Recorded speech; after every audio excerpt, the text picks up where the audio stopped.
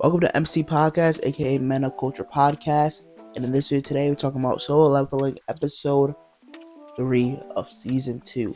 This episode went straight into Sun Jinwoo going through the tower, the demon tower, where he has to basically defeat or collect 10,000 demon souls, and he's on his path to getting the elixir of life, I believe, to heal his mother.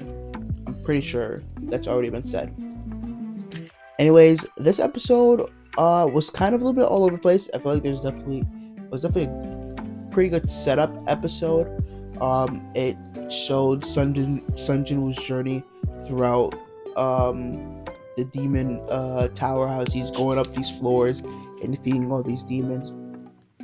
And basically him with the Shadow Army now, he's a lot stronger than he was before, so he's able to handle a lot of these demons a lot easier. And so I think the anime did a really good job at just displaying how much stronger Sun Jinwoo is, how much noise, how much interest everyone has on him, and how much attention he's just creating for himself. And I feel like the only thing we kind of did miss, I believe, in the webtoon, one of the things, I guess it's a nitpick, but it's like one of the things that Sun Jinwoo did do throughout the tower is that he divided his shadow army them into units, and to kind of make it easier for him to kill all the demons. Because I'm be honest, it gets quite redundant after going up 50 something floors or whatever it is, how many floors he currently is at, 75 I believe, and just repeatedly having to do the same thing. So he kind of divides his shadow army into separate forces, and then has them go out and basically kill whatever demon is there. And obviously, if he notices like, yo, this shadow army is getting killed a lot, he'll just go over there and fight it. I believe that is one of the only things I think they missed, or it might be the next episode where he explains that. But either way, that is one of the strategies he uses to kind of deal with the tower.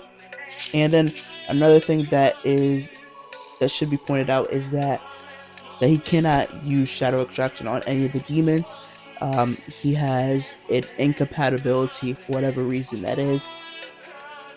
There is definitely a reason behind it, but obviously the system is not allowing him to use any demons to be a part of his army. So that's interesting and creates question on, is there a limit to what, or kind of answer some questions on what's the limit to his shadow extraction, and the system kind of decides whether or not he's even allowed to have it into his army currently right now. Other than that, the other parts of the episode were sort of kind of minor. I mean, they're doing some build up for the Jeju Island raid that they plan to do, where we saw at the end of the episode one of the S-rank hunters that I can't pronounce their name still.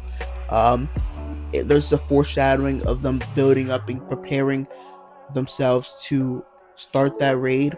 Finally, the second most important part of the episode is that Sun Jinwoo's father has reappeared again, and people assume that he's a monster, and rightfully so, because he beats the crap out of one of the S-rank hunters pretty handily.